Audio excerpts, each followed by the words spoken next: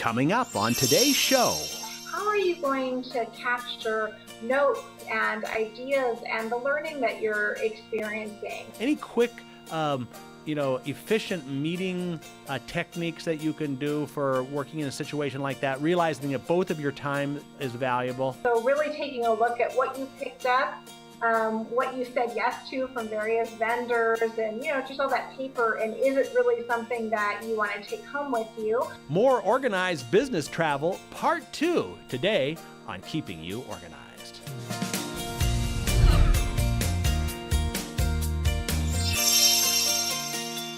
Hello and welcome to Keeping You Organized.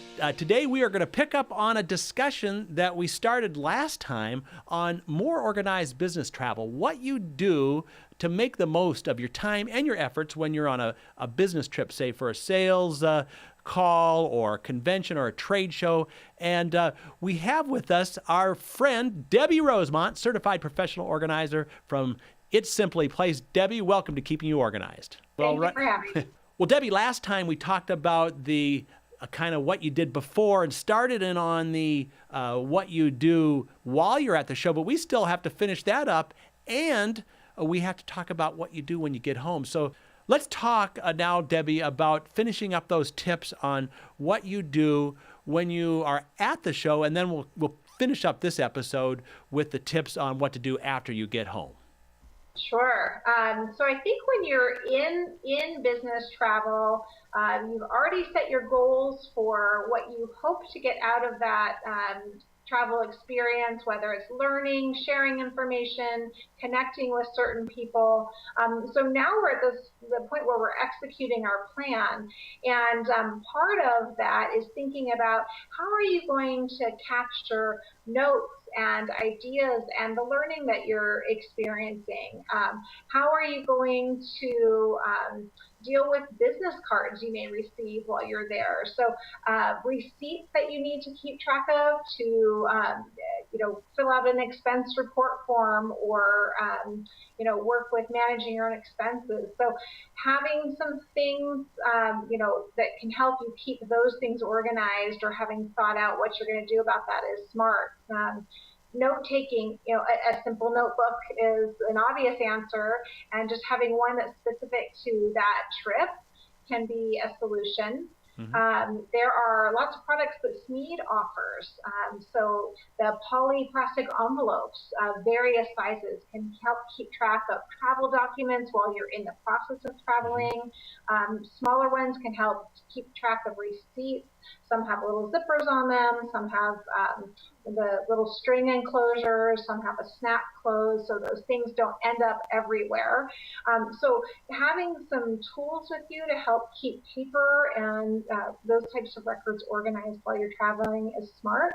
Yep. And then thinking about how you're going to keep track of notes. So do you want to do that in a notebook? Do you want to do that through an electronic tool like Evernote or OneNote? And is that easily accessible and already downloaded and ready to go on any device that you would use? So yeah. These are some things to think about while you're traveling and you're in the midst of it. What about, maybe when you go to an event like this and there's someone who's kind of popular who is open to meeting with you, but their schedule is really busy and you're trying to be efficient. Any quick, efficient meeting techniques that you can do for working in a situation like that, realizing that both of your time is valuable? Sure. Well, if it can be arranged ahead of time, if you can reach out to them ahead of time and say, I would love to make sure we connect one-to-one. I know it's going to be a busy conference. What does your schedule look like? And then trying to accommodate if that's somebody that is really important for you to meet with. It might mean missing a session that everybody else is in because you're going to prioritize meeting with this individual. But everybody needs to eat. Mm-hmm. And so thinking about scheduling a meeting over a meal with somebody. So to say, I'd love to connect. Do you happen to have, breakfast time open tomorrow? So really before a day even gets going. Yeah. Or maybe it's at the end of the day and it's, over an afternoon cup of coffee or a cocktail, or, fitting in a walk together if that's something that, is something you both like to do. So thinking a little bit outside the box on when and where to meet. All right. Any other tips for while we're at the event before we go home? Yeah, I'd say, again, I mentioned this in the getting ready and thinking through how you'll spend your days, but being flexible enough to take care of yourself. So you might have packed your days in your mind that you'd be go, go, go the whole time because you're trying to get the most out of it. But if we're not mindful of our energy, then whatever we're doing later in the day, if we haven't had a break all day long, is probably going over our head, or we're not getting the most out of it. So think about, how can you make sure you get enough sleep?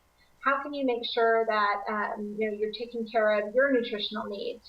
If food choices are pre-made in a big conference or convention, and you have some dietary restrictions, speaking up about what you need to be healthy, and certainly packing things that are portable that you can eat. So if you're limited in your diet, can you bring things like nuts and dried fruit and things that are portable and not perishable, to be making sure you're taking care of yourself during the travel as well. Yeah, I think those are really important points, and usually these event centers are they know people have special needs, so they want to accommodate to us. So don't be shy about asking, even if you've forgotten to do it in advance. Well, Debbie, these are great tips. We're going to take a quick break now, and when we come back, we're going to finish up this podcast episode with the rest of more organized business travel, how to make the most of it, with Debbie Rosemont, and we'll be right back. Now there's a place just for you.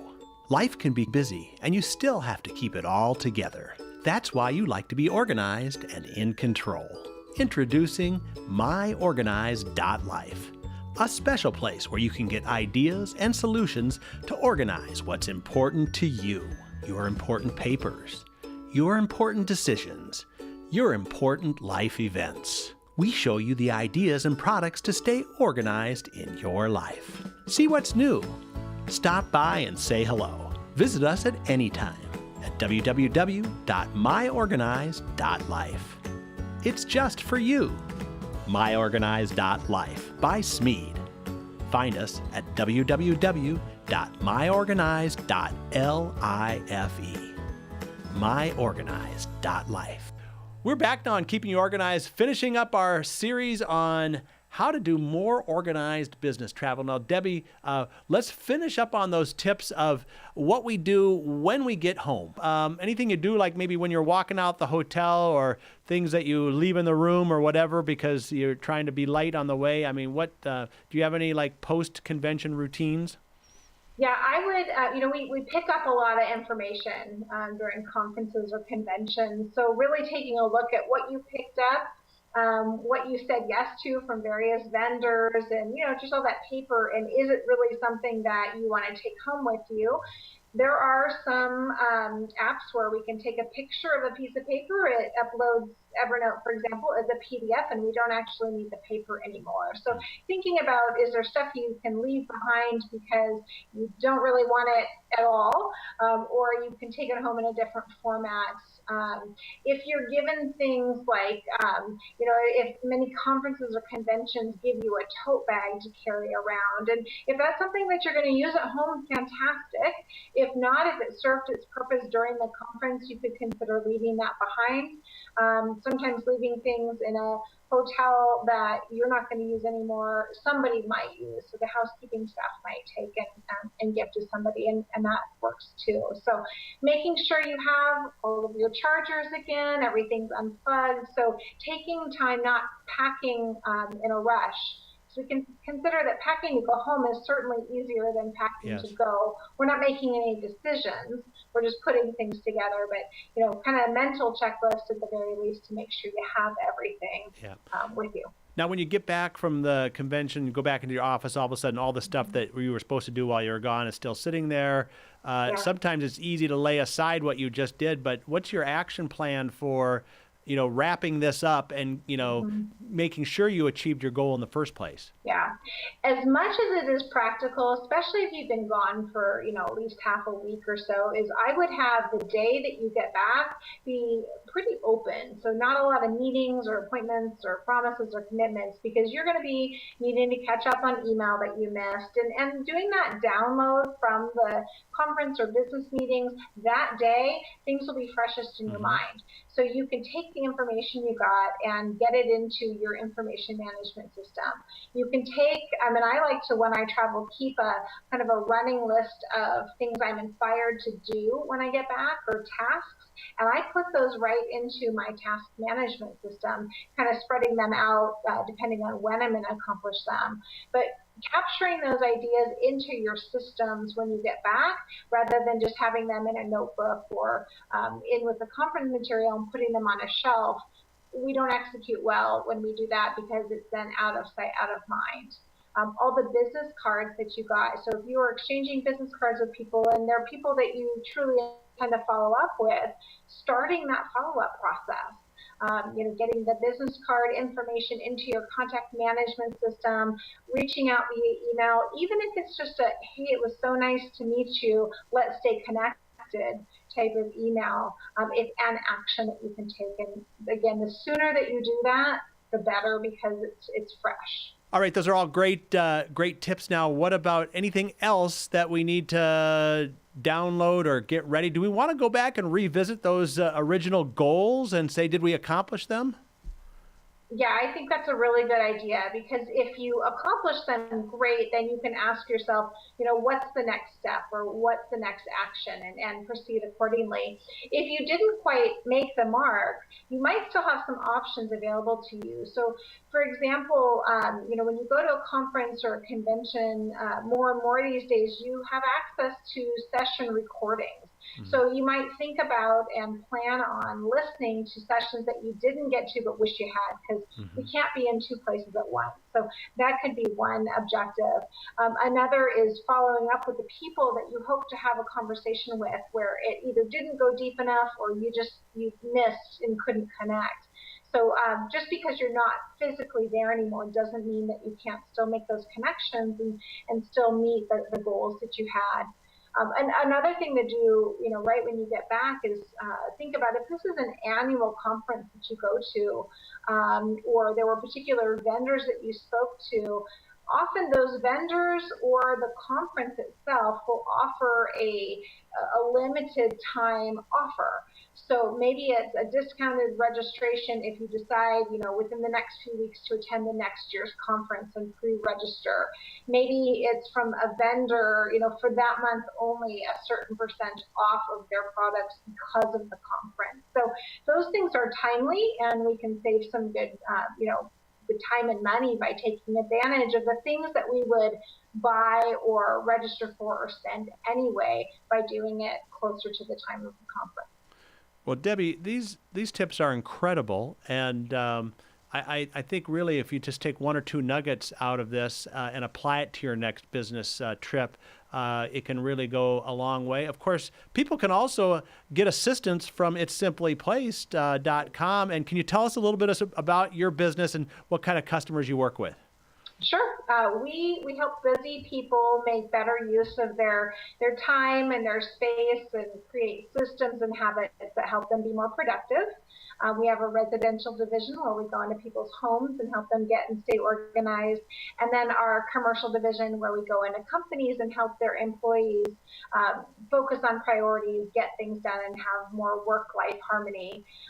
So we can be found on the web at www.simplyplace.com. And website has a number of resources available.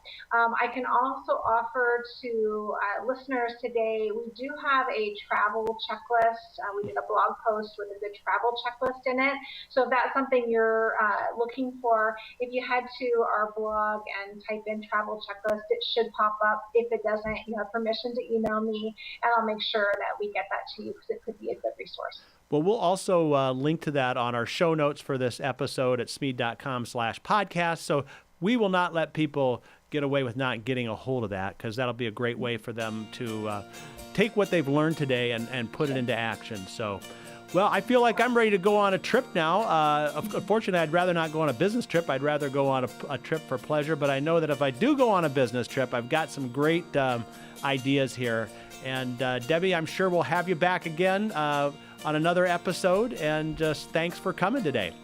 It would be my pleasure anytime, and thank you. All right. There you have it, folks. You are now ready for business travel. You're all organized. You're going to use your time well, and just go and enjoy that conference, and don't stay up too late at night. That's my one tip for you. And we'll see you next time on Keeping You Organized.